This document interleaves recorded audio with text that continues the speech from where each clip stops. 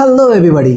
आज हम लोग बात करेंगे कोचिंग सेंटर के बारे में कि ये कोचिंग सेंटर दिन प्रतिदिन कैसे इतना ग्रो कर रहे हैं, कैसे इतना पैसा कमा रहे हैं, क्या है इनका बिजनेस मॉडल और इनके बिजनेस मॉडल में, इनके झांसे में कैसे आज लाखों लोग आ रहे हैं और इन्हें लाखों पैसे दे करके और कोचिंग ले रहे हैं।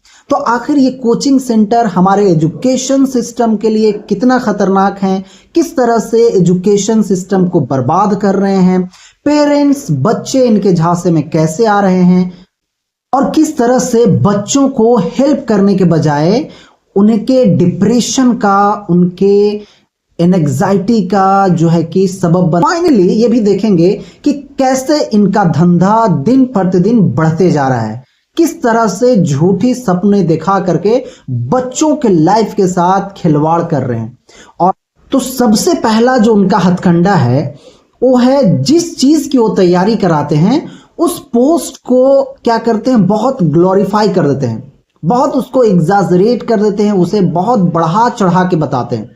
मान लीजिए कि अगर वो मेडिकल लाइन की तैयारी कराते हैं तो वो MBBS जो डॉक्टर हैं उनके पोस्ट को काफी ग्लोरीफाई करते हैं और बच्चों के माइंड सेट ऐसा तैयार करते हैं कि डॉक्टर के अलावा उनका कोई और कैरियर ऑप्शन ना हो।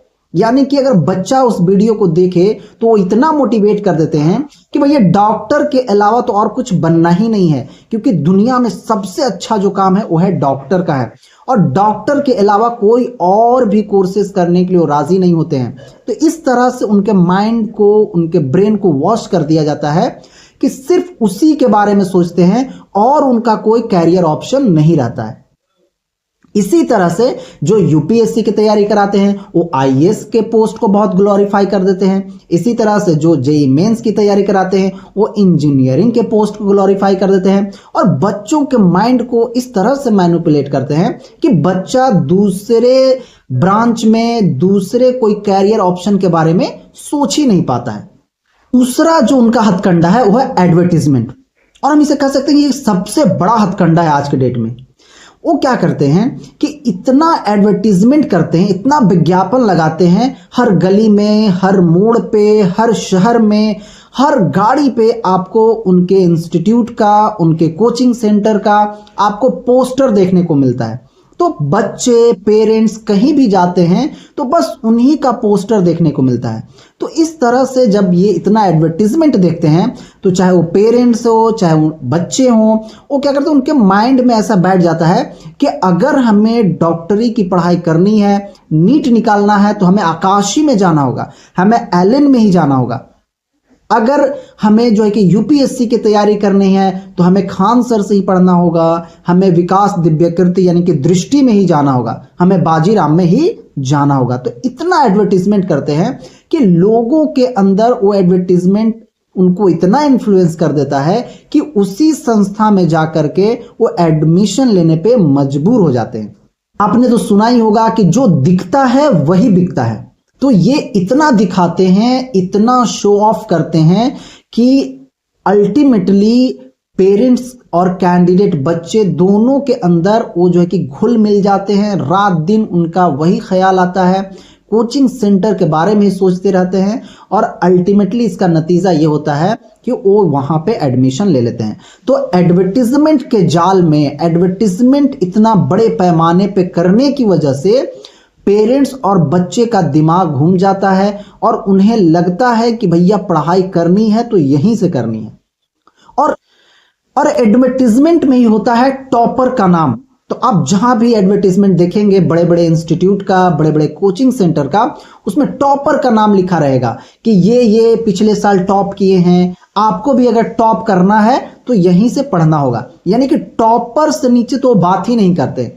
यानी कि अगर टॉपर बनना है तो इसी इंस्टीट्यूट में आपको पढ़ना होगा, नहीं तो अगर आप कहीं भी पढ़ लो, दूसरा जगह पढ़ोगे तो टॉपर कभी नहीं बनोगे। तो इस तरह से टॉपर का वो लिस्ट निकालते हैं, टॉपर का पोस्टर बनाते हैं। हालांकि टॉपर में भी बहुत घोटाला होता है। हो सकता है वो बच्चा वहां नहीं पढ़ा हो, लेकिन वो लोग उसका नाम भी छाप देते हैं। अगर हो सकता है वो बच्चा सिर्फ रजिस्टर किया था कि वहां पे हम एडमिशन लेंगे, तो अगर वो बच्चा सफल हो गया तो उसके पूरे बायोडेटा को निकाल के पोस्टर में उसका नाम और उसका फोटो लगा देते हैं। या कोई बच्चा सिर्फ मॉक टेस्ट के लिए वहां पे अपीयर हुआ था और अगर वो सफल हो जाता है किसी कारण तो उसके भी पोस्टर लग जाते हैं। या बच्चा क्वेरी करने के लिए गया है, अपना नंबर देता है, किसी भी तरह से थोड़ा मोड़ा भी लिंक रहता है और बाद में वो बच्चा अगर सक्सेस हो जाता है तो वो जो है कि पोस्टर लगा देते हैं। और हद तो तब होती है कि जब कोई टॉप करता है तो टॉपर को बहुत बड़ा मोटी रकम दे करके और उसे खरीदा भी जाता है। यानी कि जो बड़े बड़े इंस्टीट्यूट है वो क्या करते हैं, टॉपर को खरीदते भी हैं कि जो है कि लोगों का विश्वास हो कि ये इंस्टीट्यूट बहुत अच्छा इंस्टीट्यूट है और यहां से टॉपर निकलते हैं। तो ये था उनका हथकंडा एडवर्टीजमेंट का, टॉपर का, जिससे जो है कि वो लोगों को अपनी तरफ अट्रैक्ट करते हैं। और तीसरा जो कारण है वो है पेरेंट्स। पेरेंट्स क्या करते हैं कि अगर वो पास्ट में खुद कुछ नहीं कर पाए तो सोचते हैं कि मैं चाहता था आईएएस बनना लेकिन मैं नहीं बन सका तो अपने बच्चों को बनाऊंगा, यानी कि मेरा बच्चा मेरा सपना साकार करेगा, यानी कि वो आईएएस बनेगा। और क्या करते हैं कि बच्चे के इंटरेस्ट के खिलाफ उसे पढ़ाई करवाते हैं। यानी कि बच्चा अगर बनना चाहता है डॉक्टर तो उसे आईएएस बनाने की कोशिश की जाती है। और इस तरह के नतीजे में जब हम इंटरेस्ट के खिलाफ जाते हैं तो बच्चा जो है कि पढ़ने के बजाय, सक्सेस होने के बजाय फेल हो जाता है। क्योंकि अगर आपका किसी चीज में इंटरेस्ट नहीं रहेगा, जबरदस्ती आप पे कुछ अगर थोपी जाएगी तो डेफिनेटली जो है कि आप उस फील्ड में सही अच्छा परफॉर्म नहीं कर सकते हो। और इन्हीं सब डर भय का, यानी कि आप लाइफ में पीछे रह जाओगे, अगर आप नीट नहीं निकाले तो फिर क्या निकाले, आप यूपीएससी नहीं निकाले तो लाइफ में क्या निकाले, आईएएस नहीं बने तो क्या बने। आपको जो है कि एडवर्टीजमेंट दिखा करके आपको मैनिपुलेट किया जाता है, आपको डराया जाता है, आपको अपनी तरफ अट्रैक्ट किया जाता है। और फिर नतीजा ये होता है कि इन सब डर और भय का कि आप वहां लाखों रुपया देते हो उस एग्जाम के प्रिपरेशन के लिए। आप वहां जाते हो, रहते हो और वहां पे लाखों रुपया आपसे तसीली जाती है, आपसे वसूली जाती है और आप उसे खुशी खुशी देते हो कि ताकि आप भी टॉपर बन सको। और इस सबसे बड़ी उनकी जो प्रॉब्लम ये होती है कि स्टूडेंट और टीचर का जो रेशियो होता है वो बहुत हाई होता है। यानी कि 500, 200, 300 बच्चे बैठे हुए हैं और एक टीचर पढ़ा रहे हैं, यानी कि एक टीचर पे 200, 300, 500 बच्चे पढ़ते हैं। तो अब बताइए कि जो बच्चा पीछे बैठा हुआ है उसे क्या समझ में आएगी।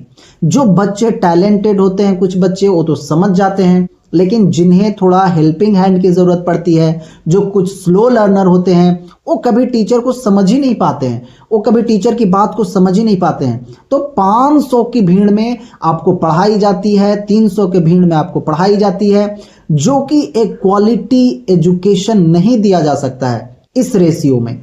तो क्या होता है प्रॉब्लम कि टीचर स्टूडेंट का जो रेशियो होता है वो बहुत हाई होता है, यानी कि बच्चे बहुत ज्यादा होते हैं एक टीचर पे।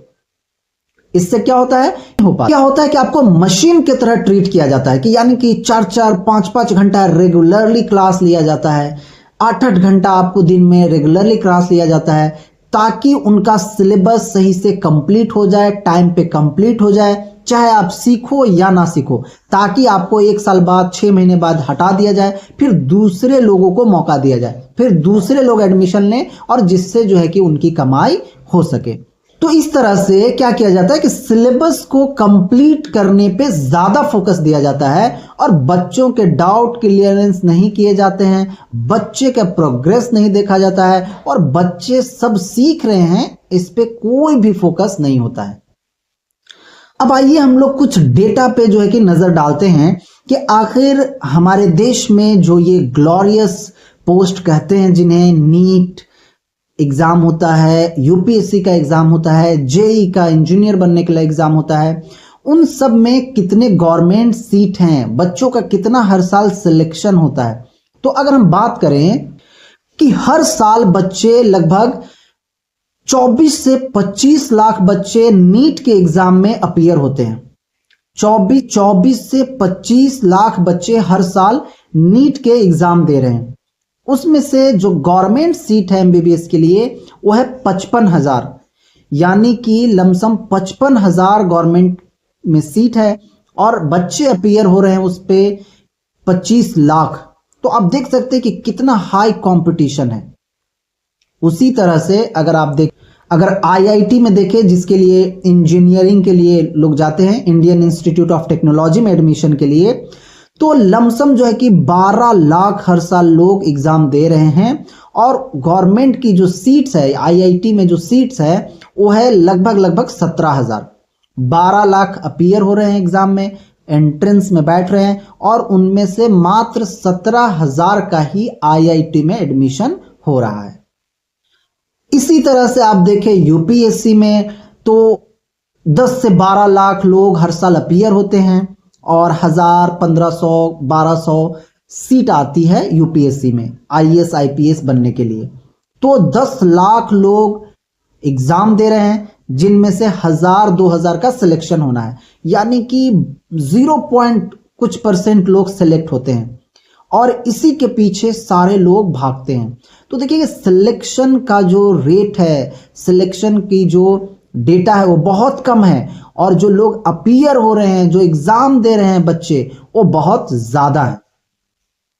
अब देखिए कि कुछ साल तक ये जो कोचिंग सेंटर होते थे, यानी कि ये जो इंस्टीट्यूट होते थे, वो एक तरह से बच्चों के लिए सप्लीमेंट का काम करते थे कि बच्चे स्कूल में पढ़ रहे हैं, दिन भर स्कूल में रहे, कुछ अगर स्कूल में उनको कोई सब्जेक्ट डिफिकल्ट लग रहा है, कहीं पे कोई डाउट रह जाता है, तो बच्चे ट्यूशन में जा करके उस डाउट को क्लियर कर लेते थे।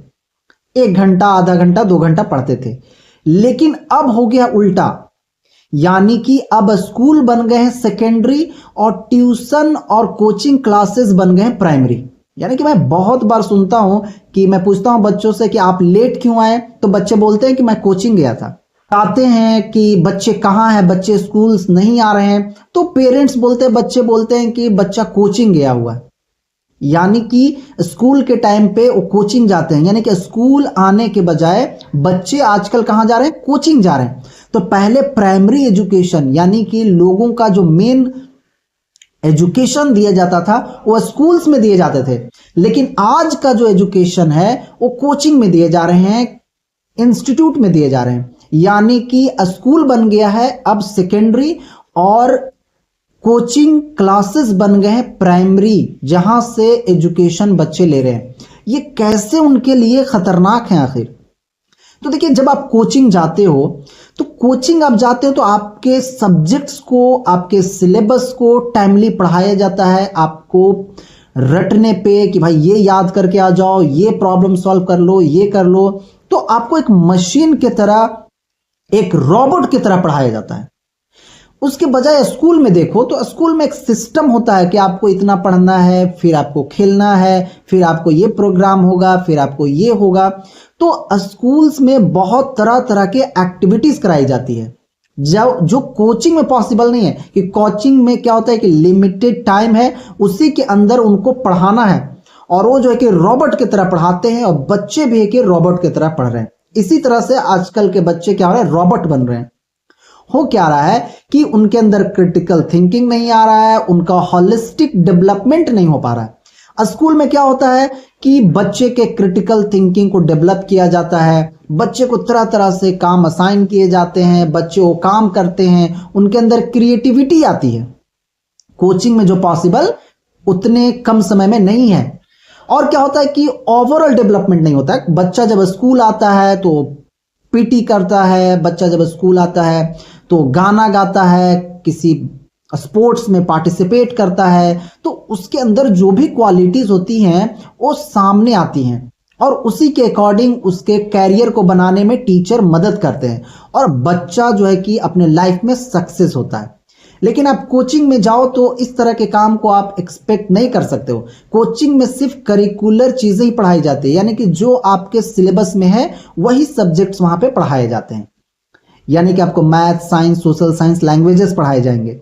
लेकिन स्कूल्स में क्या होता है कि आपको स्पोर्ट्स यानी कि खेलने का भी मौका दिया जाता है, गाने का भी मौका दिया जाता है, डांस करने का भी मौका दिया जा रहा है, कभी कभी आपको जीडी कराया जाता है, कभी कभी आपको ग्रुप डिस्कशन होता है, कभी प्रोग्राम होता है। तो बच्चा जब इस तरह से पार्टिसिपेट करता है इन को करिकुलर एक्टिविटीज में, तो क्या होता है, बच्चे का ओवरऑल डेवलपमेंट होता है। बच्चे का जो पर्सनालिटी है ना, वो बहुत स्ट्रांग होता है, बहुत डाइवर्स होता है और बहुत अच्छा होता है। कि कोचिंग क्लासेस में कराना ये सब पॉसिबल नहीं है और कोचिंग क्लासेस वाले ये सब कराते नहीं है।